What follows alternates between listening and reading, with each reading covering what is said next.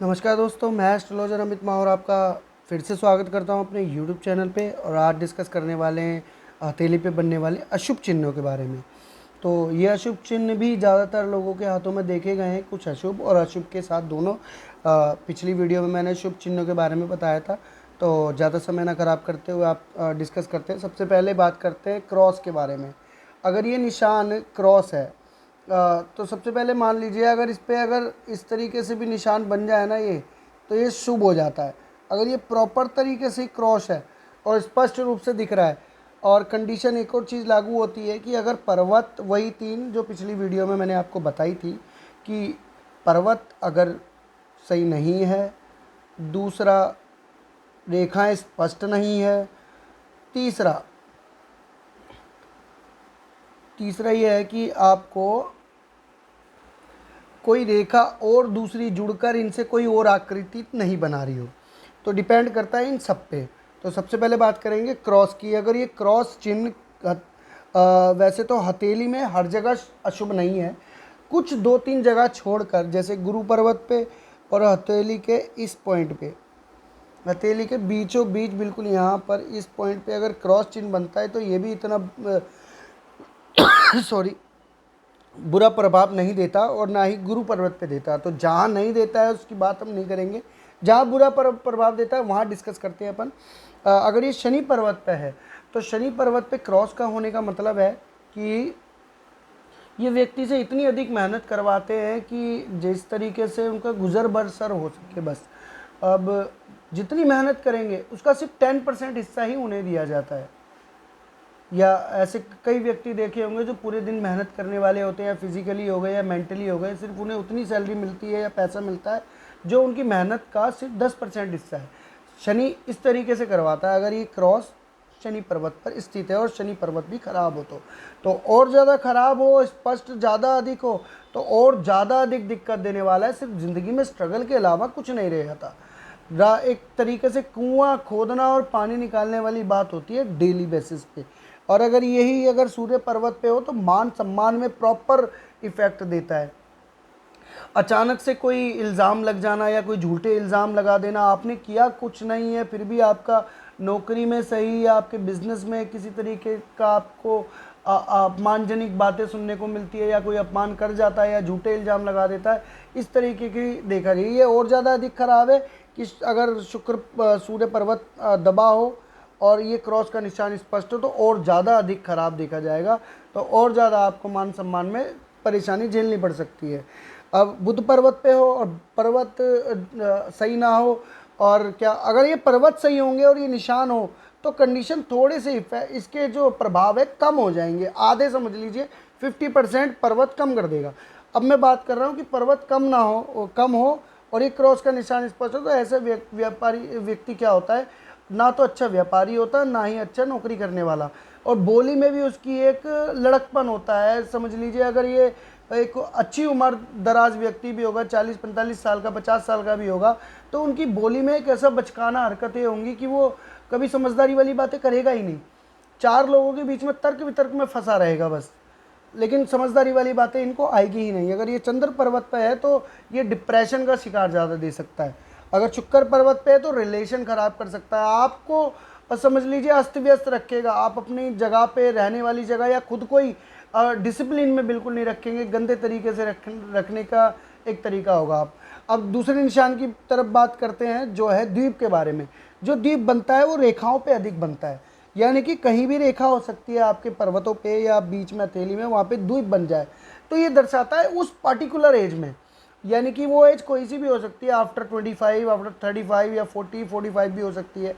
और ज़्यादातर देखा जाता है 25 के अराउंड या 35 के बीच में अगर बिल्कुल बीचों बीच हो तो उस समय आने वाली परेशानी के बारे में।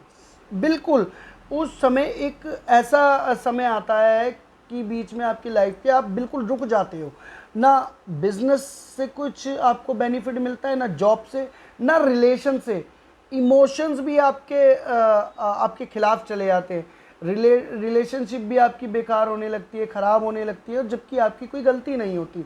बस उस समय आपको धैर्य रखने की ज़रूरत होती है और थोड़ा समय बाद आप फिर से उसी अपनी रास्ते पे ठीक से चलने लगते हो।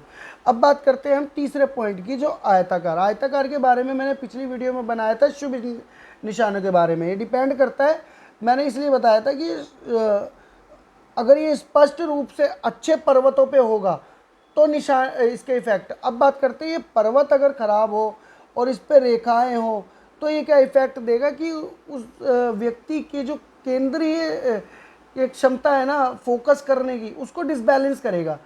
जैसे मैंने आपको बताया था चंद्रमा पे हो तो आपको इफेक्ट अच्छे देगा। अगर चंद्रमा पे हो, इस पे निशान अधिक पड़ रहे हो, कट लाइन रेखाएं काट रही हो इसे, तो क्या होगा, जो भी व्यक्ति डिसीजन लेने वाला होगा उसमें कोई ना कोई अड़चन आ जाएगी। आखिरी समय पे इनका काम खराब होने वाले काम है।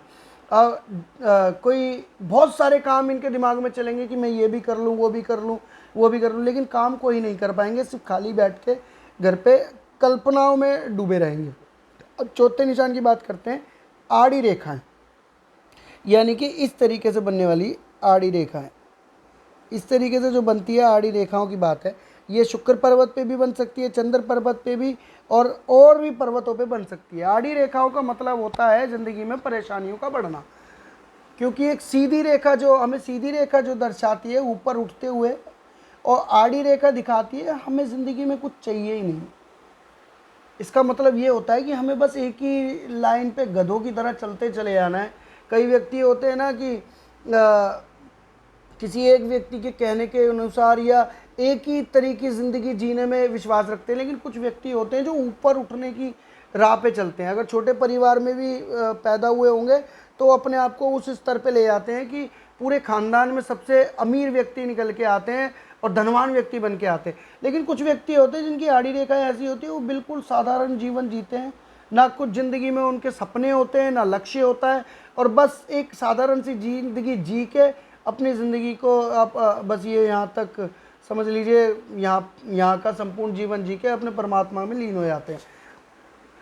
अब डिस्कस करते हैं पांचवें पॉइंट की तरफ, जो कि है धब्बा। हम तिल की बात नहीं कर रहे, ये तिल नहीं है, धब्बा है, यानी कोई निशान। अचानक से किसी उम्र में आपके हाथ में देखा हो, कभी एक अचानक से निशान आ गया हो, तो ये दिखाता है उस पर्टिकुलर टाइम में आपके ऊपर कुछ प्रॉब्लम आई है थोड़े समय के लिए, लेकिन वो दूर हो जाएगी। अगर ये निशान जितनी ज़्यादा देर तक रहेगा आपकी हथेली पे, तो उतनी समस्याएं आपको झेलनी पड़ेगी उतने समय तक आपको। इसके लिए क्या करना पड़ेगा, जिस जगह ये निशान है और जिस समय ये उभरा है उस जगह के पर्वत के ग्रह को ढूंढें जहाँ पर है, और उस ग्रह से रिलेटेड को रेमेडीज करें, जिससे आपको इससे समस्याओं का समाधान मिलता रहेगा। अब 6 बात करते हैं हमें स्टार की, यानी कि कई सारी रेखाएं आपस में मिलके केंद्र बिंदु से मिलती हुई आपस में काटती हैं। कोई बड़ी भी हो सकती है, कोई ऐसी भी हो सकती है, ऐसे भी बना सकती है। तो बीच में जो केंद्रित स्थान है ये स्टार बनाते हैं, यानी कि वो एक पर्टिकुलर समय होगा आपका चमकने का, जब आप सोच रहे होंगे ना कि हाँ ये टाइम है मेरा चमकने का, मेरी ग्रोथ होने का, अचानक आपको एक सडन इवेंट झटका ऐसा लगेगा कि आप लाइफ में 360 डिग्री आपकी लाइफ चेंज हो जाएगी। कोई एक्सीडेंट हो सकता है, फाइनेंशियल लॉस हो सकता है, मेंटली डिप्रेशन, रिलेशन ब्रेक, या कुछ ऐसी चीज़ें भी हो सकती है, लेकिन कुछ समय के लिए। अगर ये जितने निशान ये बार बार उभरेगा तो समझिए या कई जगह पे आपके होंगे, तो उस प्लानेट से रिलेटेड भी आपको इफेक्ट मिलते रहेंगे, नेगेटिव इफेक्ट। अब बात करते हैं जाल की। ज़्यादातर देखा गया शुक्र पर्वत पे भी ऐसा जाल ये बनता देखा गया, शुक्र पर्वत पे, चंद्र पर्वत पे या मंगल पर्वतों पे देखा गया है। ऊपर भी अगर कहीं जाल बनता हुआ हो तो ये भी अशुभ निशानियों की पहचान है, रुकावटें दर्शाता है। आपको एक तरीके से एक जगह पे बांध के रखने की एक खिड़की की तरह होता है ये, कि बस आप उससे झांक सकते हो, बाहर घूम नहीं सकते, यानी कि अपने मन के कक्षुओं से बाहर नहीं आ सकते। आप करना बहुत कुछ चाहते हो लेकिन आप कर नहीं पाते। आप अपने सपने तोड़ दोगे, जिम्मेदारियां आपके ऊपर बचपन से ही ऐसी लाद दी जाएंगी, या कुदरती आपके पास ऐसे माहौल क्रिएट हो जाएंगे कि आप उसके अंदर ऐसे गिर जाओगे कि आप अपने सारे सपने तोड़ दोगे, अपनी सिर्फ जिम्मेदारियों के लिए अपने सारे शौक़ तोड़ दोगे, अपनी स्टडी आपकी रुक सकती है, कोई रिलेशन ब्रेक हो सकता है, आप फाइनेंशियली वीक हो सकते हो, और सिर्फ जिम्मेदारियों की वजह से आप सक्सेस होने का एक टाइम था कि अब, लेकिन उस तक आप पहुंच नहीं पाओगे सिर्फ इस वजह से। तो आप इन निशानों को जज करें और बड़े ध्यान से, क्योंकि इन निशानों को कई रेखाएं आपस में बदल भी देती हैं, क्योंकि जब एक ऐसा जाल भी बन रहा होता है ना शुक्र पर्वत पे, तो सीधी रेखाएं भी होती है, उसके नीचे भी कुछ आड़ी रेखाएं होती हैं, तो इनके योग इनकी फिर परिभाषा बदल जाती है। अब ये स्टार है ना, स्पष्ट रूप से अगर सिर्फ इतने अधिक लाइनें ना काट रही हो, या क्रॉस हो, क्रॉस पे इस तरीके से निशान आ जाए, या ये भी इस तरीके से यहाँ पे चौकोर बन जाए स्टार के ऊपर, तो वो सपोर्ट कर जाएगा। इस बात को समझिए। इस पर कोई और निशान बन जाए तो ये भी सपोर्ट कर जाएगा। इस पर कोई और आड़ी रेखा इनके साथ में खड़ी हो जाए तो इसके भी प्रभाव बदल जाएंगे। बुध आयताकार पे भी अगर स्कोर बन जाए तो इसका भी प्रभाव बदल जाएगा। इस निशान पे प्रभाव बदल जाएगा कि इस पे अगर कोई झंडे का निशान बन जाए इस तरीके से, ये यहाँ पे लग जाए, यहाँ पे क्रॉस का निशान बन जाए, और इसका तो मैंने बताया था साथिया बन जाए, क्रॉस बन जाए, तो इनके भी प्रभाव अलग हो जाएंगे। तो आपको बड़ी ध्यान से देखना पड़ेगा इन चीज़ों को। आप इनको देखिए अपने हाथ पे और अपनों के हाथ पे, जिससे आपको भी हस्तरेखा देखने में आसानी हो जाएगी। और इस वीडियो के माध्यम से मैं पूरी कोशिश करता हूँ ताकि आप आराम से ध्यान से सीख सकें और समझ सकें इन चीज़ों को। आशा करता हूँ ये वीडियो आपको पसंद आई होगी। पसंद आई तो कमेंट बॉक्स में जाके कमेंट करिए, और आपको कुछ पूछना हो अपने हस्तरेखा के बारे में तो मैं उसी कमेंट बॉक्स में आके आपको जवाब दूंगा। वीडियो को लाइक और सब्सक्राइब करना ना भूलें, क्योंकि आपके एक सपोर्ट से मुझे और मोटिवेशन मिलती है ताकि मैं ऐसी वीडियोस आपके सामने ला सकूं। तो आज के लिए इतना ही। नमस्कार दोस्तों, मुझे विदा दीजिए। मैं अगली वीडियो में आपके सामने उपस्थित होता हूँ। नमस्कार।